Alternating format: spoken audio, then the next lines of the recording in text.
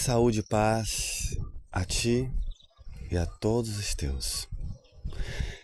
Quero lhe entregar uma pérola maravilhosa. Se trata de um versículo bíblico incrível e de uma compreensão adquirida pela graça de Deus. Versículo bíblico. Bem-aventurados os pobres em espírito, porque deles é o reino dos céus. Mateus 5:3. Comumente observamos esse versículo com a noção pobre no sentido monetário, financeiro. Mas, para aquele povo ligado à agricultura, existia uma noção bem voltada a como se portava tudo na natureza.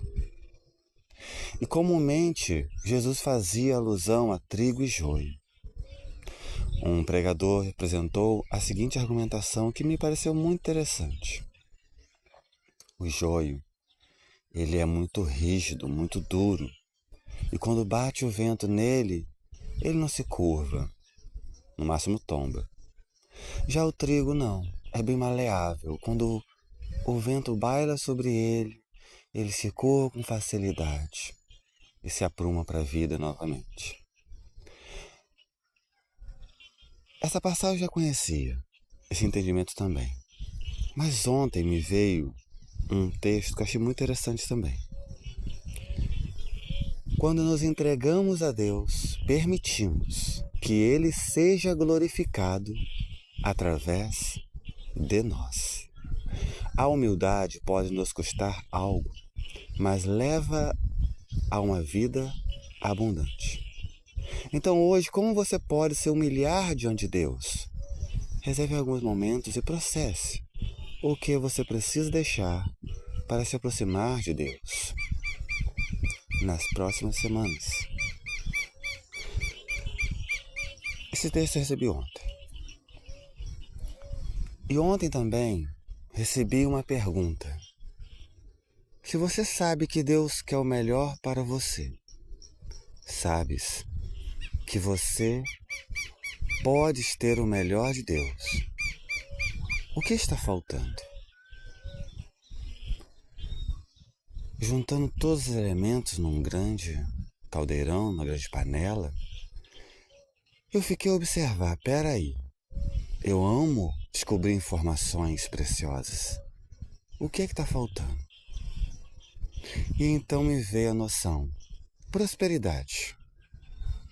O que é prosperidade para você? Prosperidade é agradar a Deus. Do que você precisa para agradar a Deus? Me entregar a Ele, submeter à vontade dEle, me esforçar em permanecer junto a Ele. Certo. Em que aspecto da sua vida? Eu olhei para essa pergunta, todos. E então novamente foi feita a pergunta. E em quais aspectos você tem permitido Ele atuar?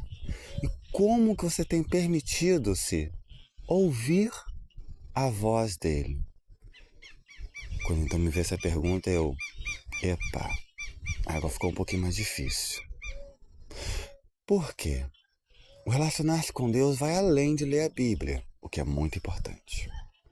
Vai além de estar congregando uma denominação religiosa, o que também é consideravelmente importante. Vai além da oração matinal, o que tem seu grande peso e importância. O que é o relacionar-se com Deus? Segundo narrado na própria Bíblia, é se apossar de um relacionamento contínuo, minucioso com este Deus. Minucioso ao ponto de toda e qualquer crença, até mesmo quanto esse Deus está passível de análise, reanálise, reavaliação, de reconcatenalização. Quanto mais nós nos aproximamos desse Deus, então, quanto mais podemos desfrutar de novidade de vida. Ué, Isaías, você está falando em que sentido? Sentido religioso? Não somente. Porque a palavra de Deus nos diz que eu bem sei os pensamentos que tenho contra vós, pensamentos de paz e não de mal, para vos dar o fim que desejais. Muitas vezes na vida traçamos rotas. Idealizamos metas como estas sendo índices de prosperidade. Mas o que os olhos dos homens, seres humanos, não viram, não subiu ao coração humano. Segundo a Bíblia, é isso que tem reservado Deus para os seus filhos. Às vezes nós queremos um bem material, queremos uma cura, queremos um sucesso, queremos um acalento. Mas há situações diversas em que isto não é a prioridade, embora doa, embora pareça estranho. Nós podemos analisar muitos trechos bíblicos e testemunhos alheios dos dias atuais. Pessoas que estão a frequentar a igreja há anos, mas de repente não receberam uma bênção em específico, ou já leram a Bíblia toda 7 vezes e não alcançaram um benefício específico. A pergunta maior que eu me vi fazendo esta manhã é: o quanto este objetivo específico resultará em novidade de vida, resultará em proveito real? A Bíblia fala uma palavra que muitas vezes é esquecida por uns e equivocados por outros. Pedis, pedis e não recebeis, por pedirdes para a vossa vaidade. E as traduções têm as palavras. Ao observar esse texto, eu fiquei confrontado com a noção: mas peraí, estou pedindo uma cura? Como que uma cura, uma vaidade, como que uma cura é algo para prazer momentâneo? Ao ter acesso hoje a um material riquíssimo, quanto permissão e permissões, processo de permissão e permissões de permissões, eu tive maior clareza ainda de que há situações diversas que nos acometem, que ocorrem conosco, que são uma oportunidade de superação, de transformação em novidade de vida. Isso independente da crença religiosa, da denominação religiosa que frequente. Existe um plano de vida em abundância para cada um de nós. O que não quer dizer que essa abundância estará coincidindo em detalhes precisos com os nossos critérios de abundância.